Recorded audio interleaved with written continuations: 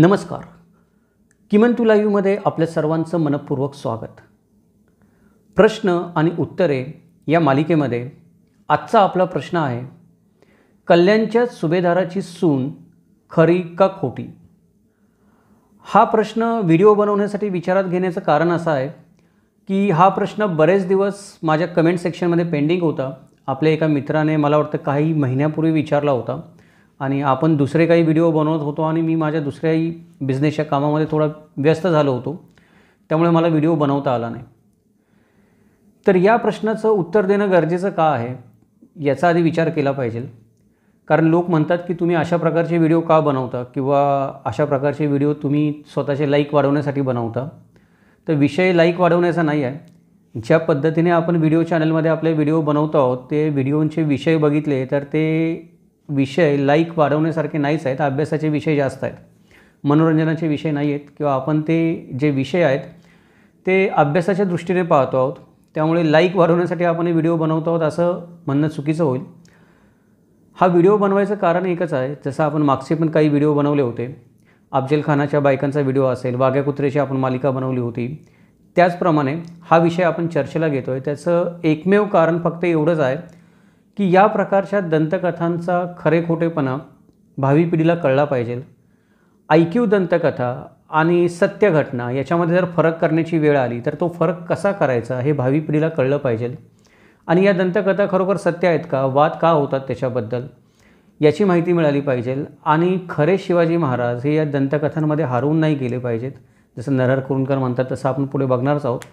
तर तो विषय किंवा तो हेतू या प्रकारचे व्हिडिओ बनवण्यामागे आहे किंवा या प्रश्नांची उत्तरं देण्याच्या मागे आहे. कारण या प्रश्नांची उत्तरं कोणत्या युनिव्हर्सिटीच्या सिलेबसमध्ये किंवा शाळेच्या पुस्तकामध्ये कुठेही एखाद्या जिज्ञासू माणसाला मिळत नाही ज्याला शोधायची असतात ती. त्यामुळे या प्रकारचे व्हिडिओ बनवून त्या प्रश्नांची उत्तरं देणं भाग होतं कोणाला तरी. त्या भूमिकेतून आपण हा व्हिडिओ बनवतो आहोत आणि त्या भूमिकेतूनच आपण सर्वांनी या व्हिडिओकडे पाहावं ही माझी इच्छा आहे. आता आपण विषयाकडे वळूयात. नेहमीप्रमाणे काय होतं की कोणत्याही विषयाबद्दल किंवा शिवाजी महाराजांच्या आयुष्यातल्या कोणत्याही घटनेबद्दल महाराष्ट्रामध्ये आपल्याला सवयच लागून गेलेली आहे की दोन भाग पडतात, लोकांचे दोन गट पडतात. एक गट म्हणतो की ही घटना खरी आहे आणि एक गट म्हणतो की ही घटना खोटी आहे. एक गट म्हणतो की ही पात्र खरी आहेत त्या घटनेतली, दुसरा गट म्हणतो की असं काही घडलेलंच नाही, ते पात्रच खोटं आहे. आपण सर्वजण शिवाजी महाराजांचा इतिहास स्वतःच्या मताप्रमाणे किंवा स्वतःच्या मनाप्रमाणे सांगायला सुरुवात केलेली आहे आपण आपल्या स्वार्थासाठी. त्यामुळे या घटना घडतात. तर इथे पण ती गोष्ट घडलेली दिसते की काही लोक कल्याणच्या सुभेदाराच्या सुनेचं पात्रच नाकारतात आणि अशी घटना घडलीच नाही असं म्हणतात. काही जण असं घटना घडली असं ठासून सांगतात. त्याच्यामागे त्यांची कारणं आहेत. काही जण ही घटना घडली असं म्हणतात, त्याचं कारण त्यांना शिवाजी महाराजांचं हिंदू असून पण, एक हिंदू राजा असून पण परस्त्रीबद्दल किंवा परधर्मातल्या स्त्रीबद्दल धोरण किती उदात्त होतं आणि हिंदू राजे किती उदात्त होते हे या घटनेच्या माध्यमातून सांगायचं असतं. आणि काही लोक हे जे पात्र आहे हे पात्र नाकारतात. त्याचं कारण हे आहे की त्यांना शिवाजी महाराजांनी जिजाबाईंचा अपमान केला असं बोलून किंवा ज्याने ही कथा लिहिली मल्हार रामराव चिटणीसाने त्यांनी शिवाजी महाराजांच्या तोंडामध्ये जे उद्गार टाकले आपण पुढे बघणार आहोत, त्या उद्गारामुळे जिजामातांची बदनामी झाली असं वाटतं. म्हणून लोक म्हणतात की ही घटना घडलेलीच नाही आहे. म्हणजे परत काय झालं की आपल्याला जो इतिहास सांगावासा वाटतो त्या इतिहासाच्या दृष्टीने आपण या गोष्टीकडे बघतो. तर थोडक्यामध्ये ही घटना कल्याणच्या सुभेदाराची सर्वांना माहीतच आहे. ती घटना तरी पण आपण परत एकदा पाहूयात की थोडक्यामध्ये विषयाला सुरुवात करण्याच्या आधी की घडलं काय होतं नेमकेपणाने. स्वराज्याच्या सुरुवातीला शिवाजी महाराजांनी जेव्हा कल्याण आणि भिवंडीवर आक्रमण केलं त्यावेळेला शिवाजी महाराजांच्या सेनापतीला भरपूर लूट मिळाली आणि त्या लुटीच्या पेटाऱ्यामध्ये बसून नकळतपणे किंवा जाणीवपूर्वक त्या सेनापतीने कल्याणच्या सुभेदाराची सून आणून शिवाजी महाराजांच्या समोर सादर केली. तिला शिवाजी महाराजांच्या समोर उभं करण्यात आलं आणि त्या काळातला जो प्रघात होता की शत्रूची कोणती स्त्री सापडली तर ती राजाला अर्पण करावी आणि ती राजाच्या जननखान्यामध्ये भरती होत असे. तर शिवाजी महाराजांच्या समोर ज्या वेळेला अशा प्रकारे कल्याणच्या सुभेदाराच्या सुनेला आणलं गेलं तेव्हा छत्रपती शिवाजी महाराज असं म्हणाले की आमच्या मातोश्री जर इतक्या सुंदर असत्या तर आम्ही देखील इतकेच सुंदर झालो असतो. आणि छत्रपती शिवाजी महाराजांनी त्या सेनापतीला झापलं जो कोणी असेल तो. आणि परत अशा प्रकारची घटना घडली तर कडक कारवाई करण्यात येईल अशी ताकीद दिली आणि स्वराज्यामध्ये अशा प्रकारची घटना इथून पुढे खपवून घेतली जाणार नाही, घडू नये अशी इच्छा व्यक्त केली सर्वांच्या समोर. आणि कल्याणच्या सुभेदाराच्या सुनेला मानाने तिला जिथे विजापूरला जायचं होतं ते विजापूरला पोचत केलं. ही एक छोटीशी घटना आहे. आता याच्यामध्ये मी कुठल्याही पात्राची नावं घेतली नाहीत शिवाजी महाराज सोडून, कारण वेगळ्या वेगळ्या घटनांमध्ये वेगळी पात्र आहेत आणि सेनापतींची नावं पण वेगळी आहेत. कदाचित तुम्ही एकच गोष्ट वाचली असेल, पण खोलात जाऊन अभ्यास केला तर तुम्हाला या गोष्टीची 2-3 व्हर्जन सापडतील आणि वेगळी नावं आहेत. म्हणून मी नावं घेतली नाहीत कोणाची. शिवाजी महाराजांनी कल्याणच्या सुभेदाराची सून एवढंच गोष्टी बोलू. बाकीच्यांच्या नावांबद्दल थोडेफार मतांतरं असू शकतात प्रत्येकाची, किंवा काही ठिकाणी वेगळी नावं आलेली आहेत. तर या गोष्टीचं सार थोडक्यात हेच आहे की शिवाजी महाराजांनी कल्याणच्या सुभेदाराच्या सुनेला मानाने वागवलं आणि तिची विजापूरला रवानगी केली आणि घोषित केलं की स्वराज्यामध्ये या गोष्टी खपवून घेतल्या जाणार नाहीत. मग आता ही गोष्टच आली कुठून? नेहमीप्रमाणे आता या प्रकारच्या गोष्टी येतात कुठून, की या शिवचरित्रामध्ये वेगवेगळ्या गोष्टी येतात, त्या गोष्टी येतात कुठून त्याचा आपण विचार केला पाहिजे. तर ही गोष्ट सर्वात पहिल्यांदा आढळून येते आपल्याला 2 बकरींमध्ये. पहिली जी आहे ती शिवदिग्विजय बकर आणि दुसरी जी आहे ते मल्हार रामराव चिटणीसाची बकर. आता या दोन्ही बकरी आहेत, या बकरींचा खरेपणा कसा तपासावा, ही गोष्ट त्या बकरींमध्ये आली ती खरी का खोटी. सगळ्यात आधी आपण जेव्हा बकर म्हणजे काय बघितलं, किंवा सभासद बकर हा जो व्हिडिओ आपण बनवला होता, बकर म्हणजे काय हा जो व्हिडिओ आपण बनवला तो जर तुम्ही ऐकला असेल तर तुमच्या लक्षात येईल. त्याच्यामध्ये आपण चर्चा केली होती की जी बकर शिवकालीन आहे ती जास्त प्रमाण मानली जाते, म्हणजे जी शिवाजी महाराज जीवित असताना लिहिली गेली आहे, किंवा शिवाजी महाराज जीवित असताना त्यांच्या सहवासात राहिलेल्या कुठल्या व्यक्तीने 1630 ते 1705च्या दरम्यान लिहिली गेलेली आहे, त्या बकरीला शिवकालीन बकर म्हणतात. त्या बकरीमध्ये काही लिहिलं गेलं असेल तर ते जास्त सत्य मानतात. त्याच्यानंतरच्या बकरी या सभासदाच्या बकरीच्या अनुषंगाने आहेत किंवा IQ माहितीवर आधारित आहेत. त्यामुळे त्या बकरींना आपण सत्य मानत नाही, किंवा ती माहिती IQ माहिती आपण मानतो. त्यामुळे त्या बकरींमध्ये जे काही लिहिलेलं असतं किंवा लिहिलेलं आहे त्या बकरीमध्ये जे उल्लेख येतात ते उल्लेख तितके पुरावे म्हणून आपण मानत नाही किंवा सत्य म्हणून मानत नाही. तर या ज्या 2 बकरी आहेत, शिवदिग्विजय बकर आणि मल्हार रामराव चिटणीसाची बकर, या दोन्ही बकरी ऐतिहासिक आहेत, पण ते शिवाजी महाराजांच्या समकालीन नाही आहेत. म्हणजेच यांनी जी काही माहिती लिहिली आहे ती IQ माहिती लिहिलेली आहे. शिवाजी महाराजांच्या कालखंडामध्ये हे दोन्ही लेखक अस्तित्वामध्ये नव्हते. त्यामुळे या गोष्टी खऱ्या मानण्यासाठी पहिला जो खोडा घातला जातो तो इथेच घातला जातो, किंवा पहिली जी अडचण येते बकरीत लिहिलेली गोष्ट खरी मानण्यासाठी ती ही आहे की या बकरी समकालीन नाही आहेत. त्यामुळे यातली माहिती आपण तितकीशी खरी किंवा विश्वसनीय मानू शकत नाही. आता या बकरींचा जरा आपण थोडक्यामध्ये उल्लेख करूया की या बकरींमध्ये ही माहिती आलेली आहे. तर बकरींचं सत्य असत्य काय, अर्थात या दोन्ही बकरींचा आपण एक वेगळा व्हिडिओ बनवणारच आहोत. शिवदिग्विजय बकर आणि त्याच्याबरोबर मल्हार रामराव चिटणीसाची बकर, या दोन्ही बकरींचा आपण एक वेगळा व्हिडिओ बनवणार आहोत. तर त्या बकरींचा आपण नंतर विचार करूयात की त्या बकरींमध्ये खरे खोटेपणा काय आहे, त्याचा रिव्ह्यू करणारे जसे आपण सभासद बकरीचा व्हिडिओ बनवला तसा यांचे पण 2 वेगळे व्हिडिओ येतील. इथे फक्त आपण आत्ताच्या विषयाच्या अनुषंगाने माहिती घेऊ की या बकरींमध्ये लिहिलेलं खरं मानावं का खोटं मानावं.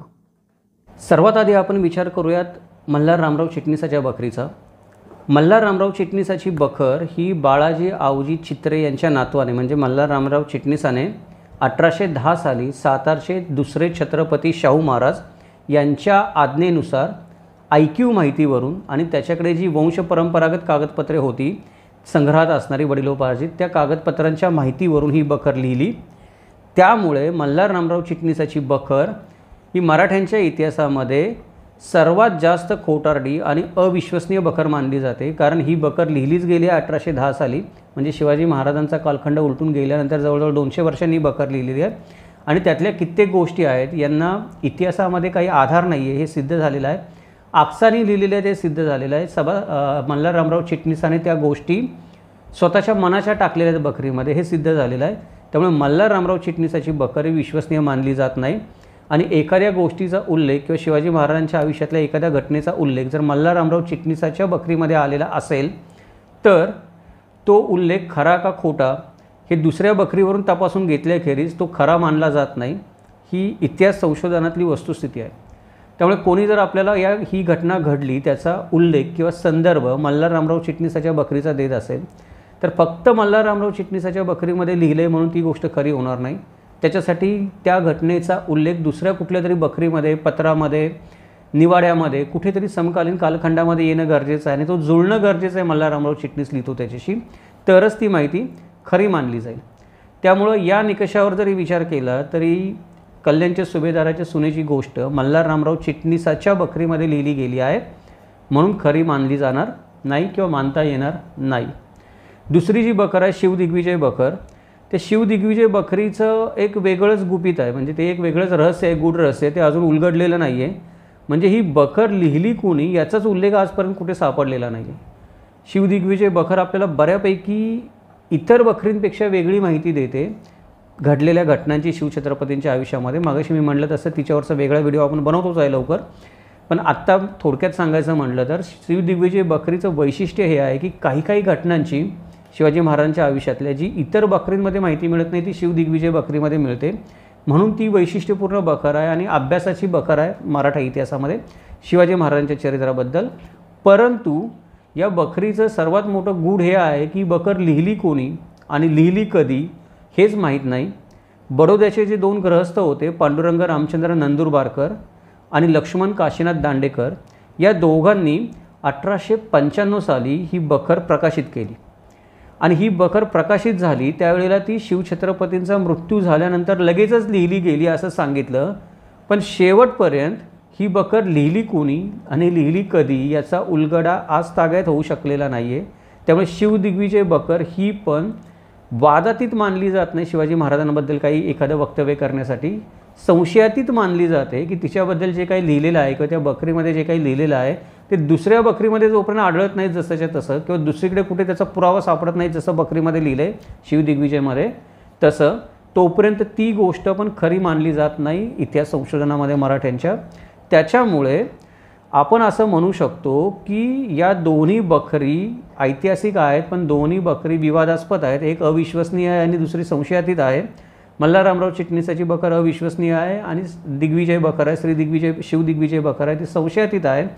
त्यामुळे एकही समकालीन पुरावा कल्याणच्या सुभेदाराच्या सुनेबद्दल माहिती देणारा उपलब्ध नसल्यामुळे आपण असं म्हणू शकतो की आत्ताच्या घडीला उद्या जर एखादा पुरावा उपलब्ध झाला तर कदाचित आपल्याला आपण आत्ता जे बोलतो ते मत बदलावं लागेल एखादा पुरावा किंवा कागदपत्र समोर आलं तर. पण आत्ता जे आपल्याकडे पुरावे आहेत आणि माहिती आहेत त्याच्या आधारावर आपण असं म्हणू शकतो की कोणत्याही समकालीन दस्तावेजामध्ये शिवाजी महाराजांच्या कल्याणच्या सुभेदाराच्या सुनेचा उल्लेख नाही आहे. त्याच्यामुळं ती घटना आपण ऐतिहासिक घटना म्हणू शकत नाही. ही गोष्ट आजच्या घडीला तरी आपण फक्त आणि फक्त एक ऐकीव दंतकथाच म्हणू शकतो. हां, एक गोष्ट याच्यामध्ये अजून एक वेगळा एक आपण म्हणतो की कोण आहे या गोष्टीला, एक वेगळा अँगल आहे या गोष्टीला. ते म्हणजे वासी बेंद्रेंनी त्यांच्या पुस्तकामध्ये की अशाच आशयाची गोष्ट सांगितलेली आहे. ही गोष्ट काय आहे की वाईजवळच्या गोळेगाववाडीच्या सुभेदाराची सून शिवाजी महाराजांना भेट म्हणून देण्यात आली. ही गोष्ट वासी बेंद्रेंनी त्यांच्या पुस्तकामध्ये सांगितलेली आहे. ती थोडीशी मी वाचून दाखवतो, एक 2-4 ओळी आहेत त्या कळावी म्हणून. महाराजांच्या समोर वासी बेंद्रेंनी असं म्हणतात त्यांच्या पुस्तकामध्ये की 1972 साली त्यांनी चिकित्सक चरित्रखंड पान क्रमांक 114 वासी बेंद्रेंनी जे लिहिलेलं आहे त्यात असं लिहिलेलं आहे की एका ब्राह्मण सरदाराला महाराजांनी तिखट प्रतिक्रिया देऊन काशीला जायला सुनावलं. काय कारण घडलं महाराजांनी त्या ब्राह्मण सरदाराला काशीला जायला सुनवायला? आता ब्राह्मण या शब्दाचा उल्लेख केल्याबद्दल कोणी राग वाटून घेऊ नका, लिहिलंय तसं म्हणून बोलतो होता आपण त्याच्यामध्ये, की त्या ब्राह्मण सरदाराने महाराजांसमोर एक स्त्री पेश केली आणि ती स्त्री कल्याणच्या सुभेदाराची वाईच्या गोळेवाड्याच्या वाईजवळच्या साताराजवळचे वाई गाव आहे त्याच्याजवळ आजही गोळेवाडी गाव आहे, त्या गोळेवाडीच्या सुभेदाराची सून होती आणि तिला शिवाजी महाराजांसमोर पेश केल्यामुळं महाराजांनी त्यांच्या ब्राह्मण सरदाराला काशीला जायला सुनावलं. अशा प्रकारची गोष्ट याच्यामध्ये आहे. पण या घटनेची अजून चिकित्सा करणं गरजेचे आहे. वासी बेंद्रेंनी लिहिलं ते, त्याच्या नवीन आवृत्तीमध्ये काय आलं ते आपल्याला बघायला लागेल. आणि दुसरी गोष्ट की हे जे वासी बेंद्रे लिहितात ही गोष्ट कल्याणच्या सुभेदाराच्या सुनेशी संबंधित नाही आहे. ही वाईजवळ गोळेवाडी म्हणून गाव आहे तिथल्या सुभेदाराच्या सुनेशी संबंधित आहे. म्हणून ही गोष्ट आपण पुरावा म्हणून मानू शकत नाही की शिवाजी महाराजांनी कल्याणच्या सुभेदाराच्या सुनेबरोबर मानाने वर्तन केलं आणि तिला विजापूरला सन्मानाने पाठवलं. म्हणजे काही लोक ही कथा आपण पुरावा म्हणून द्यायला प्रयत्न करतात. तर ही गोष्ट काय आहे की वडाची साल पिंपळाला लावण्यासारखं आहे. म्हणजे कल्याणच्या सुभेदाराची सून खरी होती त्याच्यासाठी गोळेवाडीच्या सुभेदाराच्या सुनेचा दाखला द्यायचा. म्हणजे मगाशी मी म्हटलं तसं की वडाची साल पिंपळाला लावणं असला प्रकार आहे. आणि दुसरी गोष्ट की वासी बेंद्रेंनी ज्या अर्थी ती लिहिलेली आहे त्या अर्थी मला त्याच्या खोलामध्ये अजून मी गेलेलो नाही जास्त की आता वासे बेंद्रेंनी लिहिलं त्याच्या खोलामध्ये जायचं म्हणजे अजून कुठे खोलामध्ये जायचं हा पण प्रश्न आहे. वासे बेंद्रेंना आपण सगळेजण ओळखतो की खूप खोलामध्ये जाऊन आणि अभ्यासपूर्ण त्यांनी लिखाण केलेलं असतं. त्यामुळे वासे बेंद्रेंच्या लिखाणाची शहानिशा करायची म्हणली तर हा कामधाम सोडून 2 वर्ष त्याच्याच मागे लागावं लागेल. म्हणून तेवढ्या खोलामध्ये मला अजून जाता आलं नाही. संशोधन होणं त्याच्यावर गरजेचं आहे. बाकीचे लोकही कोणी गेलेले दिसत नाहीत कारण त्याच्यावर काही टीका टिप्पणी अजून आलेली नाही बेंद्रेंनी म्हणलेल्या कहाणीबद्दल. त्यामुळे ही कहाणी आपण सोडून देऊ. पण आपल्या विषयाशी ही कहाणी कशी संबंधित आहे तर या कहाणीमधून आपण असा अर्थ काढू शकतो, जशी कल्याणच्या सुभेदाराची सून तशी वाईच्या गोळेवाडीच्या सुभेदाराची सून, अजून कोणीतरी म्हणेल की अजून कुठल्या तरी सुभेदाराची सून, अशा भरपूर कथा प्रचलित असाव्यात शिवाजी महाराजांबद्दल. त्यातल्या 2 कथांची वर्जन आपल्याला इथे सापडतात. एक वाईच्या सुभेदाराची सून, वाईच्या जवळच्या गोळेवाडीच्या सुभेदाराची सून, एक कल्याणची सुभेदाराची सून. तर लोकांना शिवाजी महाराजांचं महात्म्य वर्णन करण्यासाठी अशा प्रकारच्या घटना कित्येक लोकांनी बनवून सांगितलेल्या असल्या पाहिजेत त्या त्या काळामध्ये, वेगवेगळ्या काळामध्ये. पण ती घटना घडलेली नसावी प्रत्यक्षामध्ये, किंवा घडलेली जरी असली तरी तिचा समकालीन पुरावा काही नाही आहे. IQ माहितीवर कोणीतरी कोणाला तरी सांगितली, त्याने पुढच्या पिढीत सांगितली, कोणीतरी सांगितली, असं करून ती IQ माहितीमध्ये रूपांतरित झाल्यामुळं आजच्या घडीला इतिहासामध्ये आपल्याला तिला खरं मानता येणार नाही. असे 2 विचार करण्याच्या पद्धती किंवा 2 वेगवेगळ्या पद्धतीने विचार करून आपण 2 वेगळे निष्कर्ष या प्रकरणामध्ये काढू शकतो. या सगळ्याचा जर आपण सारांश काढायचं म्हणलं तर याचा सारांश थोडक्यामध्ये इतकाच निघतो की आजच्या घडीला जे संदर्भ उपलब्ध आहेत त्या उपलब्ध संदर्भांच्या आधारे ही गोष्ट खरी मानता येत नाही. ही घटना घडलेलीच नाही. जे काही लिहिलं आहे चिटणीसाने तो मल्हार रामराव चिटणीसाचा निव्वळ कल्पनाविलास आहे. आता एखादा माणूस असं कसं काय म्हणू शकतो की आत्मविश्वासाने की हा मल्हार रामराव चिटणीसाचा कल्पनाविलास आहे? त्याचं कारण हे आहे की पहिली गोष्ट की मल्हार रामराव चिटणीस आणि शिव दिग्विजय बकर या 2 बकरी वगळता याचा उल्लेख कुठंच दुसरीकडे आढळत नाही या घटनेचा. याचाच अर्थ हा आहे की मल्हार रामराव चिटणीसाची बकर अविश्वसनीय आणि शिव दिग्विजय बकर संशयातीत. म्हणजे मल्हार रामराव चिटणीसाने जे काही लिहिलं ते शिव दिग्विजय बकरीच्या आधारे किंवा शिव दिग्विजय बकरीमध्ये जे काही लिहिलं ते कुठल्या तरी IQ घटनेच्या आधारे, असं ती घटना कुठेतरी ऐकलेली या लोकांनी लिहिलेली असली पाहिजे. म्हणून या गोष्टीला आपण कल्पनाविलास म्हणतो, कारण या 2 बकरी वगळता याचा उल्लेख कुठंच नाही आहे. आणि या दोन्ही बकरींचं जे सत्यप्रामाण्य म्हणतो आपण की सत्य या बकरींमध्ये लिहिलेलं किती मानावं ते अत्यंत नगण्य आहे. त्यामुळे या 2 बकरींमध्ये लिहिलेलं असेल आणि दुसरीकडे कुठे त्याचा उल्लेख सापडत नसेल तर लक्षात ठेवा मित्रांनो, ती गोष्ट डोळे झाकून आजच्या घडीला दंतकथा मानावी. शिव दिग्विजय बकर आणि मल्हार रामराव चिटणीस या 2च बकरीमध्ये सापडते घटना, दुसरीकडे कुठेही सापडत नाही. समजून जायचं ती दंतकथा आहे, ती ऐतिहासिकदृष्ट्या कधी सिद्ध होऊ शकणार नाही सत्य घटना म्हणून. दुसरा काहीतरी पुरावा या 2 बकरींव्यतिरिक्त समोर आल्याखेरीज. आता याच्यावर वादविवाद काय आहेत म्हणजे लोकांना आता ही एवढी स्पष्ट घटना आहे, सूर्यप्रकाश एवढी डोळ्यांना दिसणारी, तर या घटनेवर वादविवाद व्हायचं कारण काय? वादविवाद व्हायचं कारण हे आहे की काही लोक जे जिजामातांना मानतात, काही संघटना ज्या जिजाऊंना मानतात, त्यांना ही घटना म्हणजे जिजाऊंचा केलेला उपमर्द वाटतो. म्हणजे मल्हार रामराव चिटणीसाने जे त्याच्या बकरीमध्ये लिहिलेलं आहे, प्रत्यक्ष जे लिहिलेलं आहे ते वाचून दाखवतो इथे. त्याने असं म्हणलेलं आहे की महाराजांनी तिला पाहून परमसंतोषी झाले, म्हणजे कल्याणच्या सुभेदाराच्या सुनेला पाहून महाराज परमसंतोषी झाले, महाराजांना आनंद वाटला. बोलले जे हिचे लावण्य असेच आमच्या मातोश्रींचे असते तर आमचेही स्वरूप असेच झाले असते. म्हणजे महाराज कल्याणच्या सुभेदाराच्या सुनेला पाहून आनंदी झाले आणि बोलले की या स्त्रीचं जे लावण्य आहे एवढं लावण्य जर आमच्या मातोश्रींचे असते तर आम्ही देखील अशाच प्रकारे सुंदर झालो असतो. आता हा काय आहे? हा बेसिक संदर्भ आहे, मूळ संदर्भ आहे. या संदर्भावर कादंबरीकारांनी ज्यांना जशी वाटेल तशी आपल्या शब्दामध्ये ही कल्याणच्या सुभेदाराच्या सुनेची घटना रंगवलेली आहे पुढे लिहिणाऱ्या. तर ज्या संघटना जिजाऊंना मानतात, ज्या व्यक्ती जिजाऊंना मानतात शिवाजी महाराजांचं गुरु म्हणून, किंवा व्यक्तिशः पण त्यांना जिजाऊंबद्दल आदर आहे, आपल्या सर्वांनाच आदर आहे, पण काही संघटनांचे जिजाऊ हे प्रेरणास्थान आहेत. त्यामुळं जिजाऊंना मानणारे काही आपले मित्र आणि जिजाऊंना मानणारे आपल्या काही संघटना, आपल्या संघटना म्हणतो कारण मी नेहमी असं म्हणतो की वेगळ्या वेगळ्या संघटना असल्या तरी आपण सर्व महाराष्ट्रातलेच लोक आहोत, कोणी अरबस्थानातून आलेलो नाहीत, आपले विचार वेगळे वेगळे असू शकतील. त्यामुळे आपल्यातल्याच काही संघटनांचं मत असं आहे की हे जे उद्गार आहेत हे उद्गार अप्रत्यक्षपणे जिजामातांची बदनामी करणारे आहेत, त्यांना कमीपणा आणणारे आहेत, मुद्दाम जाणून बुजून जिजामातांची बदनामी करण्यासाठी लिहिलेले आहेत, त्यामुळे हे पात्रच खोटं आहे. मग आता याला पुरावा काय देतात ते लोक की हे खोटं कशावरून, म्हणजे जिजामाता एवढ्या सुंदर नव्हत्या, त्या कल्याणच्या सुभेदाराच्या सुने एवढ्या, हे सिद्ध तर झालं पाहिजे. जर ही गोष्ट खोटी म्हणायची की कल्याणची सुभेदाराची सून जिजामातांपेक्षा जास्त सुंदर होती, तर मग जिजामाता त्या कल्याणच्या सुभेदाराच्या सुनेपेक्षा जास्त सुंदर होत्या, हे सिद्ध करता आलं पाहिजे. मग हे सिद्ध करण्यासाठी जे दाखले दिले जातात वेगवेगळ्या लोक आणि संघटनांकडून, ते दाखले काय आहेत?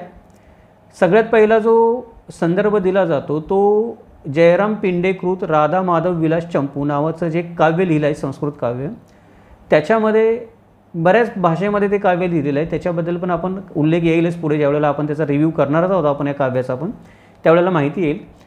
संस्कृत काव्य आहे असं म्हणतो आपण, पण त्याच्यामध्ये काही गोष्टी आहेत त्या मराठीमध्ये किंवा इतर याच्यामध्ये पण आलेल्या आहेत, तर त्याचा आपण नंतर विचार करूयात. इथे त्यातला एक उल्लेख केला जातो की राधा माधव विलास चंपू या ग्रंथामध्ये जे लिहिलेलं आहे जिजाबाईंबद्दल, तो जशी चंपकेशी खुले फुल्ल जाई, भली शोभली जास जाया जिजाई, जिचे कीर्तीचा चंबू जंबू द्वीपाला, करी सावली माऊलीसी मुलाला.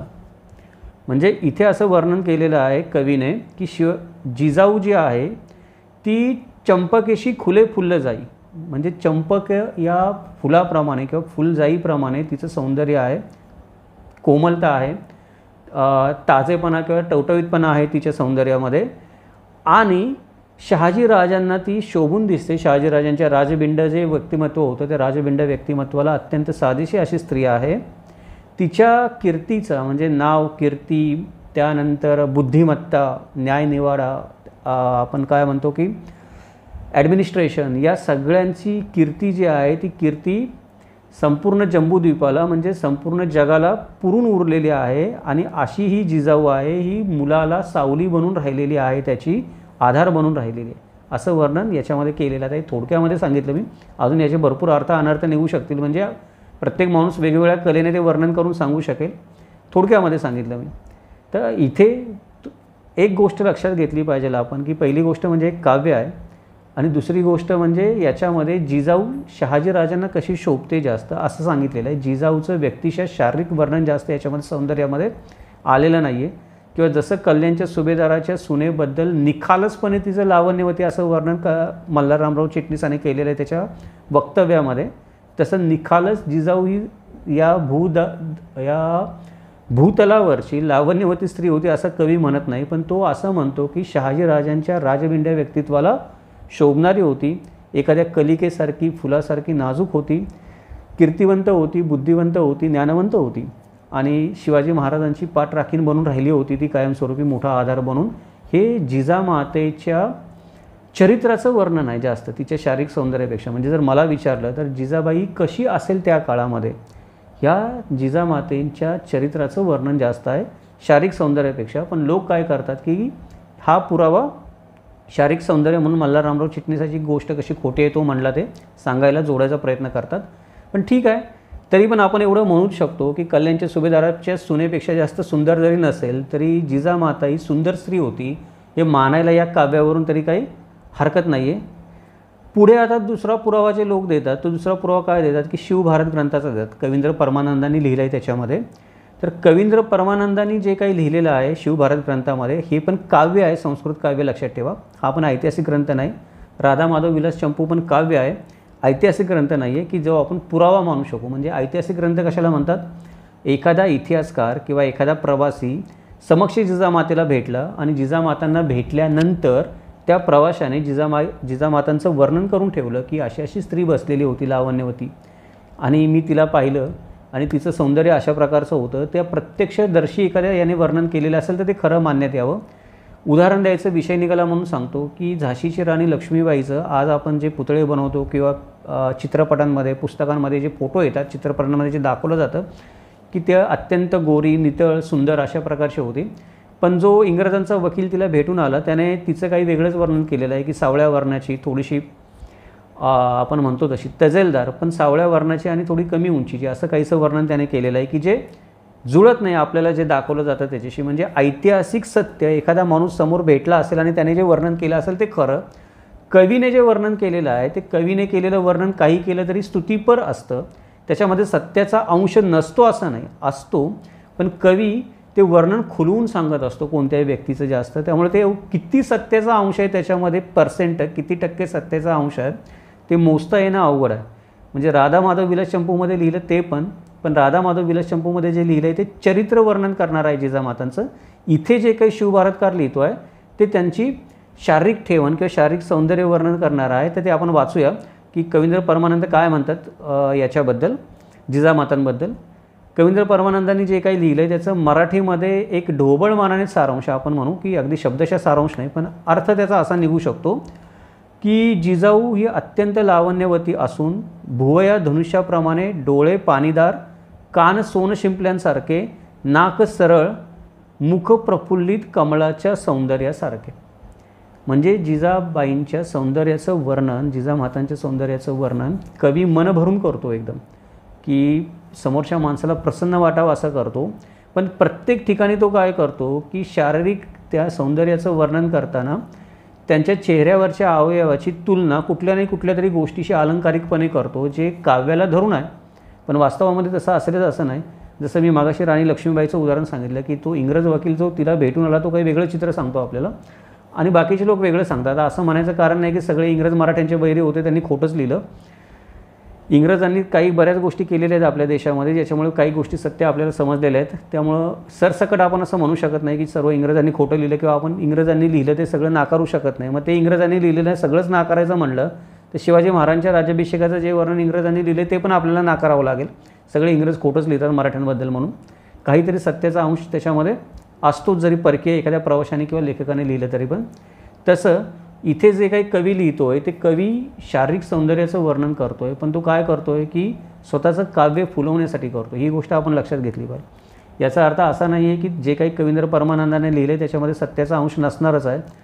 ज्या पद्धतीने जिजाबाईचं आपण चरित्र पाहतो किंवा ज्या कुलामधून ती आलेली होती, की ज्याला आपण तालेवार कुल म्हणतो, लखुजी राजे जाधव हे तालेवार कुला एक मोठं कुळ होतं त्या काळामध्ये, मोठं तालेवार घराणं होतं. म्हणजे मोठ्या घराण्यातली स्त्री दुसऱ्या एका मोठ्या घराण्यामध्ये जेव्हा जाते राणी म्हणून, तितक्याच तोलामोलाच्या, त्यावेळेला तिचं सौंदर्य फुलणारच आहे किंवा मूलभूत सौंदर्य तिच्यामध्ये असणारच आहे. असं होणार नाही की कोणीतरी वेडी वाकडी बाई असेल म्हणून, त्या गोष्टी होणार नाहीत काय झालं तरी पण. त्यामुळे कवींद्र परमानंद जे लिहितो त्या गोष्टीचा जर आपण आधार घ्यायचा म्हटलं तर आपण हे म्हणू शकतो की जिजाबाई ही निखालस सौंदर्यवती असणारी स्त्री असणार आहे. कारण तेवढ्याच तोलामोलाच्या मान्यवर घराण्यामध्ये जन्माला येऊन एक प्रकारे आपण म्हणू शकतो की राजकन्या म्हणूनच जिजाबाई जन्माला आली होती आणि त्यानंतर राणी म्हणूनच ती दुसऱ्या एका तेवढ्याच तोलामोलाच्या पुरुषाशी लग्न करून दुसऱ्या घराण्यामध्ये गेली, मोठ्या त्या काळात नावाजलेल्या, आणि तिचा पुत्र मोठा स्वराज्य निर्माण करता झाला. तर अर्थातच तिच्यामध्ये तेवढ्या गोष्टी आपण जे म्हणतो की चरित्रामध्ये आपण एक व्हिडिओ जिजामातांचं कर्तृत्व वर्णन करण्यासाठी वेगळा बनवलेला आहे, व्हिडिओच आहे, आपण सगळ्यांनी आवर्जून पहा. त्या व्हिडिओमध्ये आपण ते सर्व अंगभूत गुण वर्णन केलेलेच आहेत. इथे आपण सौंदर्याबद्दल बोलतो आहे, तर सौंदर्य हे असणारच आहे, नसणार आहे असं नाही आहे. पण हे कवी जेवढं वर्णन करतो तेवढं ते असेलच असं नाही, ही गोष्ट आपण लक्षात ठेवली पाहिजे. कारण एखाद्या कवीचं वर्णन आणि प्रत्यक्ष प्रवाशाने भेटून किंवा एखाद्या समकालीन माणसाने केलेलं वर्णन याच्यामध्ये फरक असतो. समकालीन माणूस जो भेटतो तो लिहितो. म्हणजे आता ज्या लोकांनी, युरोपियन लोकांनी सुरतेच्या भेटीमध्ये किंवा लुटीमध्ये शिवाजी महाराजांना पाहिलं, त्यांनी शिवाजी महाराजांचं वर्णन करून ठेवलं. पण ते वर्णन करताना त्यांनी कसं केलेलं आहे की राजाची तब्येत सुदृढ वाटते, म्हणजे जे दिसलं ते त्यांनी लिहिलं. कवीसारखं काही अलंकारिक लिहिलं नाही की राजाची तब्येत अमुक अमुक याच्यासारखी सुदृढ आहे, राजा सिंहासारखा दिसतो, त्याचे डोळे भेदक आहेत गरुडासारखे वगैरे, असं लिहिलं नाही. राजाची तब्येत सुदृढ वाटते आणि चेहरा तजेलदार वाटतो, या माणसाकडे बघितल्या बघितल्या वाटतं की हा माणूस राजा आहे. असं युरोपियन आणि राजपूत लोकांनी किंवा औरंगजेबाच्या दरबारामध्ये ज्या लोकांनी शिवाजी महाराजांना पाहिलं त्याचं वर्णन करून ठेवलेलं आहे शिवाजी महाराजांचं. तर हे वर्णन काय वाटतं, जास्त वास्तविक वाटतं कुठल्याही कवीच्या वर्णनापेक्षा. मला ही गोष्ट आपल्या सगळ्यांच्या लक्षात आणून द्यायची. कवीनं केलेलं वर्णन आणि वास्तवात पाहिलेल्या लोकांनी केलेलं वर्णन, याच्यामध्ये वास्तवात पाहिलेल्या लोकांचं वर्णन जास्त खरं मानलं पाहिजे. आपल्या सगळ्यांच्या दुर्दैवानेच की एवढ्या व्यक्ती जिजामातांच्या सहवासात येऊन गेल्या, पण कोणीही समकालीन व्यक्तींनी जिजामातांचं जे आपण म्हणतो की शारीरिक अंगकाठीचं वर्णन करून ठेवलेलं नाही की आपण डोळे झाकून त्याच्यावर विश्वास ठेवू शकतो. त्यामुळे या कवींच्या वर्णनांवर आपल्याला भिस्त ठेवायची वेळ येते. किंवा मल्हार रामराव चिटणीस जेव्हा अप्रत्यक्ष उल्लेख करतो तेव्हा त्याच्या वर्णनावर भिस्त ठेवायची आपल्याला वेळ येते. तसं असतं तर खरोखर खूप चांगलं झालं असतं, मला पण आवडलं असतं की तो मुद्दाच निखालसपणे काय झाला असता, बाहेर निघाला असता वादातून, त्याचा वादाचा काही मुद्दाच त्याच्यामध्ये शिल्लक राहिला नसतो. आता हे काय झालं की लोक काय करतात की जिजामाता सुंदर होते याच्यासाठी ही 2 उदाहरणं झाल्यानंतर अजून मन नाही भरत लोकांचं. अजून शिवाजी महाराज कसे सुंदर होते त्याचं वर्णन करायला लागतात लोक. आणि शिवाजी महाराज सुंदर होते तर त्यांची माता किती सुंदर असेल, मग ती कल्याणच्या सुभेदाराच्या सुनेपेक्षा कशी कमी असू शकते सौंदर्यामध्ये, याचे लोक पुरावे द्यायला लागतात. तर त्याचं परत लोक काय करतात, परत कवींद्र परमानंदाचं उदाहरण लिहितात. त्याने जे काही लिहिलं आहे शिवभारतामध्ये ते की कवींद्र परमानंदाने शिवरायांबद्दल लिहिलं आहे की त्यांचे लावण्य अपार, वर्ण सुवर्णासारखा, शरीर निरोगी, नेत्र कमळासारखे, नासिक पळसाच्या पुष्पासारखी, मुख स्वभावात हसू, बाहू मोठे, मोहक शरीर यष्टी. असं एखाद्या कवीने एखाद्या व्यक्तीला खुश करण्यासाठी, किंवा आपल्याला पण शिवाजी महाराज जेव्हा आपण बघतो तेव्हा आपण खुश होतो. कोणी शिवाजी महाराजांबद्दल चांगलं बोललं, मी स्वतः पण खुश होतो, अरे आमचे महाराज असे आहेत म्हणून. म्हणजे एखादा व्यक्ती किंवा कवी जेव्हा अशा प्रकारचं वर्णन करतो तेव्हा त्याचं कामच असतं की गोष्ट रंगवून सांगणं, खुलवून सांगणं. तो ज्या चरित्रनायकाबद्दल लिहितो आहे त्याच्या चरित्राचं, त्याच्या शरीरयष्टीचं असं वर्णन करणं की जेणेकरून समोरचा माणूस मोहून जाईल. पण हे कवींद्र परमानंदांनी केलेलं शिवाजी महाराजांचं वर्णन आणि शिवाजी महाराजांना भेटलेल्या माणसांनी शिवाजी महाराजांचं केलेलं वर्णन, याच्यामध्ये मला त्या माणसांनी केलेलं वर्णन जास्त वास्तविक आणि खरं आहे की शिवाजी महाराज सुदृढ बांध्याचे होते आणि त्यांचा चेहरा अत्यंत तजेलदार आणि प्रभावी होता, डोळे भेदक होते आणि या माणसाला पाहिल्या असं वाटतं की हा माणूस नक्कीच राजा असणार आहे. मग हे वर्णन जास्त वास्तविक वाटतं. हे जे काही वर्णन अलंकार उपमा वगैरे वापरून कवींद्र परमानंदांनी केले त्याच्याऐवजी, आणि त्याच्यावर जास्त आपण विश्वास ठेवला पाहिजे. तर वर्णनाचा विषय झाला.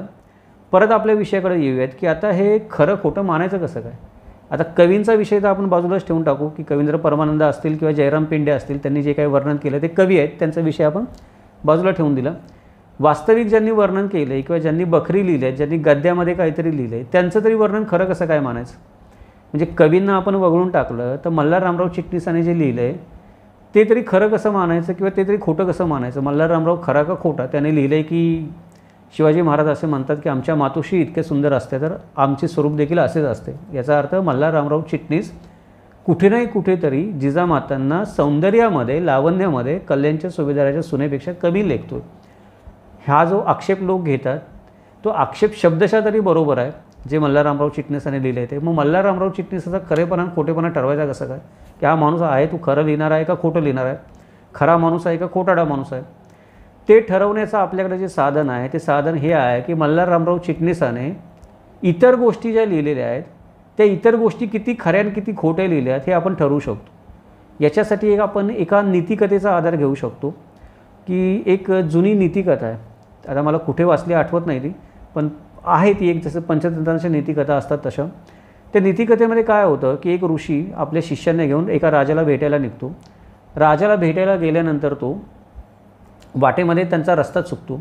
रस्ता चुकल्यानंतर एका चौकामध्ये येतात. ते चौकामध्ये आल्यानंतर तिथे 4 माणसं चौकामध्ये पत्ते खेळत बसलेले असतात किंवा काहीतरी करत बसलेले असतील त्यावेळेला. ते 4 माणसांकडे ते येतात आणि त्यांना विचारतात की आम्हाला या राज्याकडे जायचं आहे, आम्हाला या राजाने कार्यक्रमाला बोलवलेलं आहे, ते या राज्याकडे आम्हाला जायचं. राज्याचं नाव सांगतात. कुठे कुठला रस्ता जातो या चौकातला नेमका 4 रस्त्यांपैकी. ते 4 जण 4 दिशांना बोट दाखवतात. याचा अर्थ काय होतो की ते जे ऋषी असतात त्या ऋषींच्या लक्षात येतं की यातला एक जण कोणतरी खरं बोलतोय, बाकीचे 3 जण खोटं बोलतोय. त्याचं कारण काय की एक तरी रस्ता कुठला तरी बरोबर त्या राज्याच्या दिशेला जात असणारच आहे 4 रस्त्यांमधला. मग कोण खरं बोलतोय ठरवायचं कसं काय. मग ऋषी त्यांना विचारतात की हे जे राज्याला आम्हाला जायचं आहे त्या राजाचं नाव काय आहे. 4 जण परत 4 वेगळी वेगळी नावं सांगतात. मग ऋषी परत त्याच्यावर विचार करतात आता काय करावं. 4 जणांनी 4 नावं सांगितली. डोळे मिटतात आणि एका रस्त्याने शिष्यांना म्हणतात आपण जाऊया. मग एका रस्त्याने शिष्यांना जाऊया म्हणतात आणि त्या रस्त्याने चालायला लागल्यानंतर काही कालावधीनंतर ते योग्य राज्यामध्ये योग्य राजाजवळ जाऊन पोचतात. मग शिष्य ऋषींना विचारतात की महाराज तुम्हाला कसं काय कळलं की तोच माणूस खरा बोलतो आणि ते 3 माणसं खोटे बोलत आहेत. तर ऋषींनी त्यांना असं सांगितलं जो खरं बोलणारा माणूस आहे तो नेहमी खरंच बोलत असतो आणि जो खोटं बोलणारा माणूस आहे तो नेहमी खोटंच बोलत असतो. तर 4 माणसांमधला जो एक खरं बोलणारा माणूस तो ओळखावा कसावा. तर ते म्हणे की तो राज्याच्या दिशेने रस्ता कुठला जातो हे मला माहीत नव्हतं, पण त्या राज्याच्या राजाचं नाव मला माहीत होतं. मी त्यांना विचारलं की त्या राजाचं नाव काय आहे, त्या 4 माणसांनी 4 नावं सांगितली. खरं बोलणाऱ्या माणसाने खरंच नाव सांगितलं.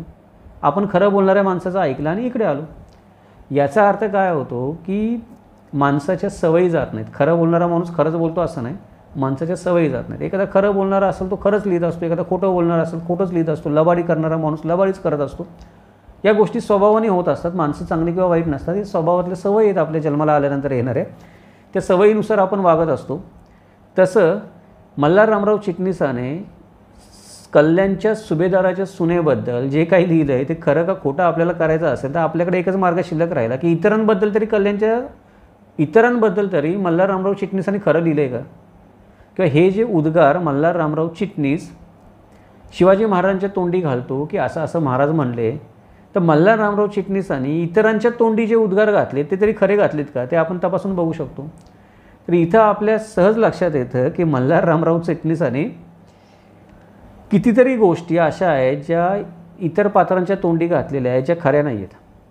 मल्हार रामराव चिटणीसाची गोष्ट लांबच राहिली की सभासदाने देखील सभासदाच्या बखरीमध्ये प्रत्यक्ष शिवाजी महाराजांच्या तोंडी अशा कित्येक गोष्टी घातलेल्या आहेत ज्या राजाराम महाराजांना खुश करतील आणि संभाजी महाराजांची कुठं नाही कुठंतरी बदनामी करतील किंवा संभाजी महाराजांची क्षमता कमी आहे हे दर्शवतील. आणि शिवाजी महाराज स्वतःच्या तोंडाने म्हणत आहेत असं सभासदाने पण त्याच्या बकरीमध्ये प्रकार केलेला आहे. तर मल्हार रामराव चिटणीसाने 200 वर्षानंतर तसा प्रकार का करू नये, तो तर करणारच, कारण सभासद तर शिवाजी महाराजांच्या राज्यसभेमध्ये उपस्थित होता असं मानलं जातं. त्याने कित्येक गोष्टी ऐकल्या असतील स्वतःच्या कानाने किंवा शिवाजी महाराजांच्या आजूबाजूच्या लोकांना पाहिलं असेल, म्हणून तर राजाराम महाराजांनी त्याला बकर लिहायला सांगितली. तरी तो अशा गोष्टी महाराजांच्या तोंडी घालतो. तर मग 200 वर्षानंतर एखादी बकर लिहिली जाते तर मल्हार रामराव चिटणीस तसं का नाही करणार. आणि मल्हार रामराव चिटणीसाने तसं कित्येक प्रकरणामध्ये केलेलं पण आहे. ती खूप मोठी बकर आहे खरं तर. म्हणजे आत्तापर्यंत जेवढ्या बकरी मी वाचल्या त्यात छोटी दस्त होते, ते कुठे नाही कुठेतरी थोडक्यात वर्णन करणारे होते. मल्हार रामराव चिटणीसाची बकरी एक प्रकारे सप्तचरित्रात्मक चरित्र म्हणतात त्याला, सप्तप्रकरणात्मक चरित्र म्हणतात त्याला. ते एक चरित्र आहे महाराजांचं लिहिलेलं, खूप मोठं आहे. तर त्याची जर अगदी सगळाच खोटेपणा किंवा खरेपणा उघड करायचं म्हणलं तर खूप खोलात जाऊन पुष्कळ गोष्टी बोलता येतील. त्या आता आपण बोललो तर इथे विषयांतर होईल म्हणून बोलत नाही. जेव्हा त्या बकरीचा विषय येईल त्यावेळेला आपण बोलूच त्यावर. पण बाकीच्या गोष्टी ज्या मल्हार रामराव चिटणीसांनी लिहिलेल्या आहेत ते जर ऋषींच्या न्यायाने, जी मी गोष्ट सांगितली त्या ऋषींच्या न्यायाने जर त्याची तपासणी करायची म्हणली तर इथे ही गोष्ट काय होते, सहज आपण म्हणू शकतो की ही घटना घडलेलीच नसणार आहे. मल्हार रामराव चिटणीसांनी कुठेतरी ऐकलेली आहे. ऐकल्यानंतर पण ती घटना जेव्हा त्याने लिहिलेली आहे त्यावेळेला महाराज असं बोलले हे जे तो लिहितो ते ऐकायला काय मल्हार रामराव चिटणीस तिथे होता काय महाराज बोलले तेव्हा. याचा अर्थ सरळ आहे की कित्येक घटना शिवाजी महाराजांच्या चरित्रातल्या अशा आहेत की त्या घडल्या तेव्हा ना सभासद तिथे होता ना मल्हार रामराव चिटणीस तिथे होता. त्यांनी त्या घटनांचा कुठून तरी संदर्भ घेतला, त्या घटना रंगवल्या आणि त्या घटनांच्या पात्रांच्या तोंडी स्वतःच्या मनाचे उद्गार टाकलेले आहेत. आता ही जर तुम्ही मल्हार रामराव चिटणीसाच्या बकरीमध्ये जर कल्याणच्या सुभेदाराच्या घटनेचा उल्लेख वाचला तर त्यात शिवाजी महाराजांच्या सेनापतीने काहीच म्हणलेलं नाही आहे. किंवा आज जे सेनापतीच्या पदरी उद्गार टाकले जातात, कल्याणच्या सुभेदाराची सून अशी म्हणली, ते चित्रपटामध्ये तसं दाखवलं, हे झालं, हे उद्गार पण काय केलेले आहेत कादंबरीकारांनी नंतर टाकलेले आहेत. म्हणजे मल्हार रामराव चिटणीस काय करतोय, फक्त महाराजांच्या तोंडीच उद्गार टाकतोय. बाकीचे लोक काय करतात की इतर पात्रांच्या तोंडी पण उद्गार टाकतात. ही गोष्ट रंगवून सांगण्यासाठी. सांगण्याचा विषय एवढाच आहे की दंतकथा कशा जन्माला येतात ते आपल्या लक्षात यावं की प्रत्येकजण काय करतो की त्या गोष्टीमध्ये आपल्या पदरची गोष्ट मिसळत जातो आणि ती गोष्ट फुलवत जातो आणि कालानुरूप प्रत्येक माणसाने त्यात अजून स्वतःची भर घातल्यामुळे ती गोष्ट चांगली मोठी भरदार रसदार वाटायला लागते आपल्याला काही काळानंतर आणि ऐकायला पण लोकांना आवडायला लागते. नंतर लोकांच्या लक्षात येतं कधी कधी अरे इथं खोटी घटना, हिला आधारच नाही काय, तरी पण लोकांना ती घटना काढावीशी वाटत नाही एखाद्या माणसाच्या चरित्रामधून किंवा शिवाजी महाराजांच्या चरित्रामधून, कारण ऐकायला बरी वाटते. आणि दुसरी गोष्ट की ती घटना काहीतरी नैतिकता पण दाखवत असते छत्रपती शिवाजी महाराजांची, म्हणून आपण ती गोष्ट काय करतो चरित्रामध्ये शिवाजी महाराजांच्या तशीच ठेवून देतात कित्येक कादंबरीकार. म्हणजे कादंबरीकारांना माहीत आहे की ही घटना फक्त 2च ठिकाणी वर्णन केलेली, शिवदिग्विजय आणि मल्हार रामराव चिटणीस, या 2 मेरिटवर ती घटना कधी खरी होऊ शकत नाही. तरी पण कादंबरीकार ती घटना ठेवून देतात शिवाजी महाराजांच्या चरित्रात. त्याचं कारण त्यांना त्यांची कादंबरी अजून रंगवायची असते, असे प्रसंग तर त्यांना लागतातच, म्हणून ती गोष्ट ठेवून देतात. आता इथे कसं आहे की मग कोणत्या इतिहासकाराचा आपण खरं मानावा हा प्रश्न होतो. आता त्या इतिहासकारांचा आपण नंतर बघू. सगळ्यात पहिली गोष्ट सभासदाचं खरं मानावं का मल्हार रामराव चिटणीसाचं खरं मानावं, याचं खरं मानावं तर त्याचं पण मानावं लागेल, त्याचं खरं मानावं लागेल तर याचं पण मानावं लागेल, असा पण प्रकार आहे. पण तो दोन्ही प्रकारामध्ये ही गोष्ट निखालच सत्य झालेली आहे की दोघांचं पण खरं मानायचं काही कारण नाही. जे उद्गार त्यांनी कोणाच्या नाही कोणाच्या पात्राच्या तोंडी घातले, ती घटना जरी खरी असली तरी उद्गार त्यांनी स्वतःचे घातलेले आहेत. प्रत्येक वेळेला ते ऐकायला तिथे नव्हते, ती घटना घडली तेव्हा. आणि काही काही वेळेला या लोकांनी बदमाशी देखील केलेली आहे. ज्याच्यासाठी ती घटना लिहित आहेत ते, किंवा ज्या व्यक्तीचं चरित्र लिहित आहेत, ज्या व्यक्तीच्या आज्ञेवरून लिहित आहेत किंवा स्वतःच्या काहीतरी हेतूने लिहित आहेत, त्या आज्ञेला किंवा हेतूला अनुसरून त्यांनी त्या त्या व्यक्तीच्या तोंडी ते उद्गार घातलेले आहेत. ही वस्तुस्थिती आहे. या विषयाचा आपला विषयाचा जाता जाता उल्लेख आला आणि विषयाशी निगडीत गोष्ट आहे म्हणून सांगून ठेवतो. लक्षात ठेवा नेहमी की कोणताही इतिहासकार किंवा कोणताही बखरकार किंवा कोणीही व्यक्ती जो तिथे उपस्थित नव्हता त्या संभाषण घडताना किंवा ती घटना घडताना किंवा ते संभाषण त्याने स्वतः केलेलं नाही आहे त्या ऐतिहासिक पात्राशी, त्या इतिहासकाराने किंवा कादंबरीकाराने उल्लेख जर केला असेल की अमुक अमुक एक व्यक्ती असं म्हटली, तर ती ऐकीव माहितीवर केलेला आहे किंवा स्वतःच्या मनाचा केलेला आहे. त्यामुळं आपण नेहमी दक्ष राहिलं पाहिजे की उल्लेख केला आहे तर कुठल्या हेतूने केला आहे करणाऱ्याने, त्याच्यावर आपण नेहमी काय केला पाहिजे, विचार केला पाहिजे. लगेच ती गोष्ट खरी म्हणून आपण चाललं नाही पाहिजे. आता इथं पण काय आहे की ही गोष्ट खरी का खोटी याच्याबद्दल माझ्या मते तर खोटीच आहे. कारण मी जे दोन उल्लेख तुम्हाला सांगितले, ज्या दोन बकरींमध्ये उल्लेख येतात त्या बकरी तेवढ्या विश्वसनीय नाहीत, संशयातीत आहेत, त्याच्यामुळे खरी मानता येत नाही. आणि बहुतेक लोक असंच मानतात की या दोन उल्लेखावरून ती गोष्ट खरी होणार नाही. कित्येकांच्या मते ही गोष्ट खोटीच आहे. बहुतांश इतिहासकारांच्या मते ही गोष्ट निखालच खोटी आहे, हे सिद्ध झालेलं आहे. दंतकथा आहे, सत्य घटना नाही, हे सिद्ध झालेलं आहे. तरी पण लोक मांडतच राहतात ती गोष्ट. मग कादंबऱ्यांमधून ही गोष्ट का जात नाही, का लोक ही गोष्ट कादंबऱ्यामध्ये मांडत राहतात, असं का होतं, का लोक सुधरत नाहीत स्वतःला? त्याचं एक चांगलं उदाहरण श्रीमान योगी पुस्तकाला जी नरहर कुरुंदकरांनी प्रस्तावना लिहिली आहे त्या प्रस्तावनेमध्ये आपल्याला मिळतं. म्हणजे ज्या वेळेला रणजित देसाईंनी कादंबरी लिहायचं ठरवलं त्यावेळी त्यांची बऱ्याच लोकांशी चर्चा झाली, ते संदर्भ पुरावे गोळा करण्यासाठी. नरहर कुरुंदकर त्यांचे मित्र होते, त्यांच्याशी पण चर्चा झाली. कादंबरी लिहिण्याच्या आधी काही ज्या सूचना नरहर कुरुंदकरांना वाटल्या की रणजित देसाईंना कराव्यात, त्यांनी विचारलं म्हणून त्या सूचना त्यांना प्रत्यक्ष भेटून करता आल्या नाहीत, म्हणून त्यांनी पत्र पाठवलं. नंतर त्या पत्रामध्ये जी मतं आहेत ती एका विचारवंताची मतं आहेत, एका तार्किकदृष्ट्या विचार करणाऱ्या इतिहासकाराची मतं आहेत. आणि कादंबरी जी रणजित देसाईंनी लिहिली आहे ती कल्पनेवर आधारित, घटनांवर आधारित, दंतकथांवर आधारित लिहिणाऱ्या एका कादंबराची कादंबरी आहे. पण इथे आपण दोघांना पण मानलं पाहिजे, म्हणजे रणजित देसाईंना पण मानलं पाहिजे आणि नरहर कुरुंदकरांना पण मानलं पाहिजे. रणजित देसाईंना याच्यासाठी मानलं पाहिजे की त्यांनी कादंबरी, दंतकथा, आख्यायिका, सत्य या सगळ्याच्या आधारावर लिहिली. कारण कादंबरी आहे, कादंबरी फुलवणं गरजेचं आहे. पण ते करताना पण नरहर कुरुंदकरांनी जे परखड पत्र त्यांना पाठवलं शिवाजी महाराजांबद्दल, ते पत्र त्या कादंबरीच्या प्रस्तावनेमध्ये छापण्याचं मनाचा मोठेपणा रणजित देसाईंनी दाखवला, म्हणून रणजित देसाईंना मानलं पाहिजे. आणि नरहर कुरुंदकरांना अशासाठी मानलं पाहिजे की नरहर कुरुंदकरांनी एका कादंबरीकाराला अशा प्रकारे परखड भाषेमध्ये पत्र लिहिण्याचं धाडस दाखवलं की मी मानतो ते खरे शिवाजी महाराज हे आहेत, कादंबरीमधले खरे शिवाजी महाराज नाही आहेत.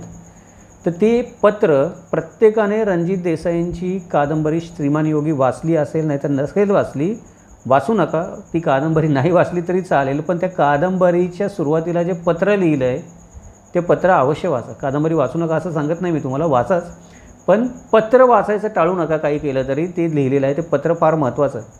त्या पत्रामध्ये काही उल्लेख केलेले आहेत, जे उल्लेख आपल्याला कल्याणच्या सुभेदाराची घटना खरी का खोटी, मानावी का मानू नये, कादंबरीकार का ती घटना वगळत नाहीत, का लिहितात, त्या गोष्टीवर थोडासा प्रकाश टाकू शकते, आपलं थोडंसं ज्ञान वाढू शकतं नरहर कुरुंदकरांचं ते मत वाचलं तर.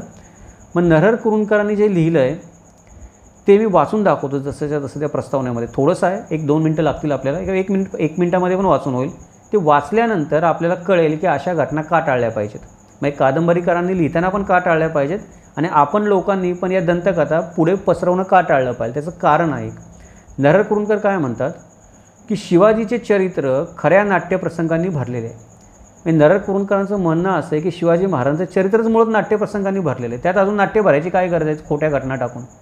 तर जे नाट्यप्रसंग कुठले आहेत, संभाजी मोहितेकडून पुरंदर घेणे, जिंकण्यास अवघड म्हणून प्रसिद्ध असणारे जावळीचे खोरे 3 महिन्यात घेणे. ही गोष्टीत काही कमी नाट्य नाही आहे की जावळीच्या खोऱ्यामध्ये भले भले माणसं पाय टाकायला घाबरायचे, ते शिवाजी महाराजांनी 3 महिन्यात घेतलं. लोक म्हणतात की एक 10 टाकणीत घेतलं, ते खोटं आहे. आपण आपली त्याच्याबद्दल वेगळी मालिका बनवलेली आहे. त्याच्यानंतर अफजल खान वध, पन्हाळगडावरून पलायन, शाहिस्ते खान, सुरतेची लूट, आग्र्याहून सुटका, असे एकाहून एक अद्भुत पण सत्य प्रसंग तिथे आहेत. म्हणजे शिवाजी महाराजांच्या चरित्रामध्ये एखाद्या काल्पनिक कादंबरीमध्ये किंवा एखाद्या फॅन्टसी गोष्टीमध्ये किंवा कथेमध्ये पण सापडणार नाहीत असे अद्भुत की ज्याच्यावर विश्वास ठेवता येणं अवघड आहे, अशा अद्भुत घटना पण सत्य आहेत त्या वास्तवामध्ये. असे प्रसंग शिवाजी महाराजांच्या चरित्रामध्ये ऑलरेडी आहेतच तिथे. तर शिवाजी महाराजांचं चरित्र फुलवण्यासाठी अजून दंतकथांचा आधार घ्यायची काय गरज आहे? तिथे नाट्याला कमीच नाही. म्हणजे बघा नरेंद्र कुरुंदकर काय म्हणतात की एवढे अद्भुत प्रसंग आहेत की तिथे नाट्याला कमीच नाही. मग खोटी सुभेदाराची सून, हिरकणी बुरुज, स्वराज्याचा सनदा झोळीत टाकणे यांची गरज काय? म्हणजे नरेंद्र कुरुंदकरांचं असं म्हणणं आहे की शिवाजी महाराजांचं चरित्र एवढ्या अद्भुत घटनांनी घडलेलं आहे की आपण म्हणतो की कल्पनेहून रम्य आहे काही ना काहीतरी, ते कल्पनेच्या पलीकडच्या गोष्टी आहेत पण सत्य आहेत. तर त्याच्यामध्ये अजून नाट्य भरण्यासाठी आपल्याला या सुभेदाराच्या खोट्या सुनेची, हिरकणी बुरुजाची आणि समर्थांच्या झोळीमध्ये संदार टाकल्याची खोटी गोष्टी लिहायची गरजच काय? मी म्हणत नाही, नरेंद्र कुरुंदकर म्हणतात. म्हणजे आपण पण या गोष्टीचा विचार केला पाहिजे. शिवाजी महाराजांवर कादंबऱ्या लिहिणाऱ्या कादंबरीकारांनी पण डोळे उघडून या गोष्टीचा विचार केला पाहिजे की शिवाजी महाराजांच्या आयुष्यामध्ये नाट्यमयतेची काही कमी आहे का? दुसऱ्या माणसांच्या आयुष्यामध्ये नाट्यमयतेची कमी आहे. म्हणजे दुसरे जर आपण चरित्रनायक बघितले किंवा शिवाजी महाराजांच्या कालखंडातले त्याच्या आधीचे पण आपण ऐतिहासिक चरित्रनायक बघितले किंवा त्या काळातले आपण नायक पाहिले, तर त्यांच्या चरित्रामध्ये या घटनेची कमतरता असू शकते. म्हणून काही ना काही फुलवण्यासाठी किंवा करण्यासाठी त्या गोष्टी कराव्या लागू शकतील. शिवाजी महाराजांचं आयुष्यच अद्भुत आहे. मग खोट्या दंतकथांचा आधार घ्यायची काय गरज आहे?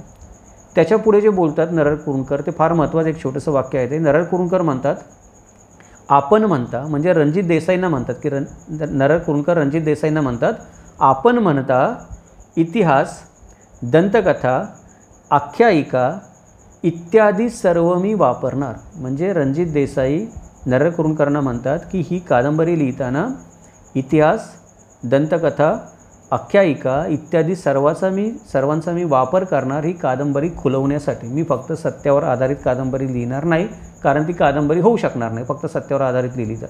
ते ज्ञान होईल, मनोरंजन होऊ शकणार नाही. ही कादंबरी आहे, लोकांना थोडंसं मनोरंजन पण देणं गरजेचं आहे. म्हणून सत्य, दंतकथा आणि आख्यायिका सर्व वापरून मी लिहिणार.